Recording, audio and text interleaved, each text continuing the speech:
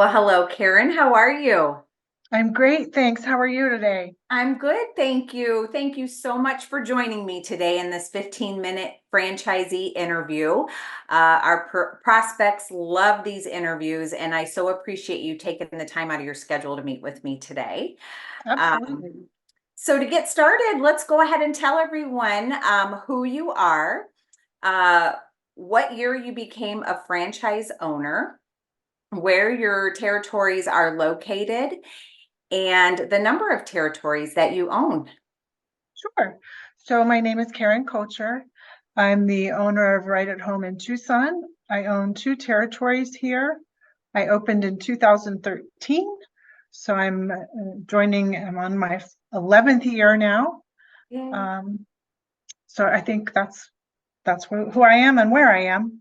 Wonderful. And did you acquire both of those territories at the same time? I did. I did at the Okay. beginning. I All did. right. So a multi-unit owner. So talk to us a little bit about your background. So before you became a right at home franchise owner, where did you go to college? What was your background? Tell us a little bit about you. Sure, I have a great journey actually.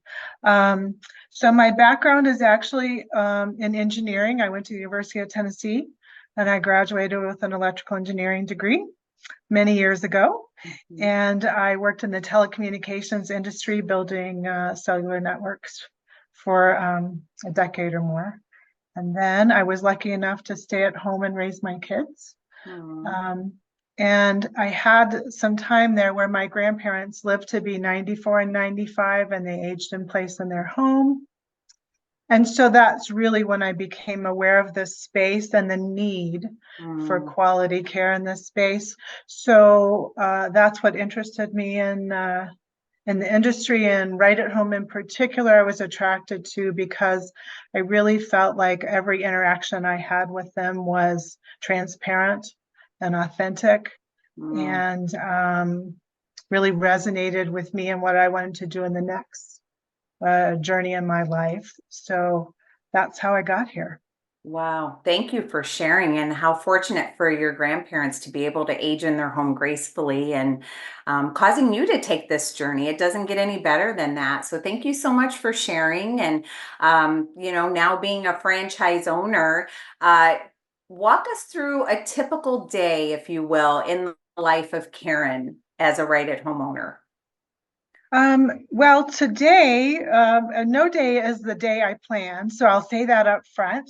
So you got to have your surfer feet on, Mm. um, which is good. I mean, if you're present and you're paying attention and you're engaged, Mhm. then that is kind of a bit of a typical day. But today, for instance, I went to a marketing group meeting in Tucson with a group of people, probably 40 or 50 people, Wow. where you learn about what they do and figure out who's who and who you'd like to do business with and who does provides care at the quality that we do. So that was one of the things we did. Then we had an office lunch meeting. We do that once a week with our office staff. Mhm. The only rule in our lunch meeting is that you don't talk about work. So we Oh. get to spend a lot of time, decompressing from the stress of it, but also really getting to know each other and building the culture that we want to build. And then I've, talked to several clients, did an intake call, got an appointment set up for that. So there's a lot of different hats you can wear Mhm. as an owner. And I think that's one of the great things about it. You know, what I did year one and year two is a little bit different than what I do now in year 10, year 11. Mm. Um, but as an owner, kind of the flexibility of using your strengths where you want and filling in with those who are better at other things Mm. um, gives you a lot of control, very different from, what I did in corporate America. I love that, and it sounds like your staff is able to be themselves at lunchtime and really, on an intimate level, get to know each other. And I think you're building a wonderful culture and doing that with your team. I think that's wonderful. And also, you mentioned it's a lot different today than it was when you first started. So, can you walk us through what is a little bit different from when you first started to now? Sure, sure. Like when I first started, I really spent almost all of my time doing interviewing and building staff and finding great people and putting people through orientation and um, all of the HR paperwork that goes with that. So, you get to do a lot of things in this business. You get to know every aspect of a business. So, and I was doing most of that myself. So, and then I was doing all the marketing Mhm, at that time. And then as you grow, then you spread out and delegate and hire where it makes sense and where mhm. it's efficient. So we were able to kind of do that. But early on, I spent, half my week in the office with interviewing staff and developing staff, and the other half out in the field, learning about who's who in my community and, where are the best places that I can be helpful. Wonderful. Thank you so much. And, when you think about the support that Right at Home provides to the franchise owner, what would you say was the biggest piece for you that made an impact as an owner in that support? Yeah, I mean, I will say, anytime I've had a question, I just call. I mean, it's just that simple. You have somebody dedicated to you for the first year or two. I don't remember the exact time frame of that, but I had a dedicated person who was really invested in me Mhm, being successful and being able to use the tools that Right at Home provided, as well as help me figure out things if I didn't know what to do in a particular situation. So even still today, I don't really sweat any of that.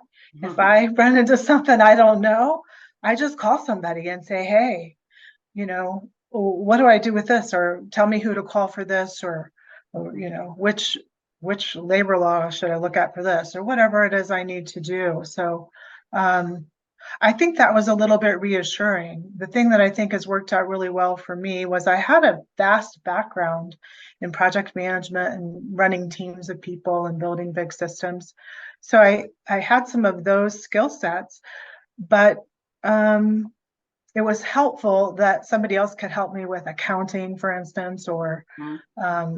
to get to see the other parts of the business that really I didn't have to do in corporate America. So um, I think it was really a very nice, natural, easy transition for somebody like me. Awesome. Um, That's wonderful. Thank you so much. And, thinking about prospects who are looking at Right at Home for a possible, business, what would be one piece of advice that you would give? hmm.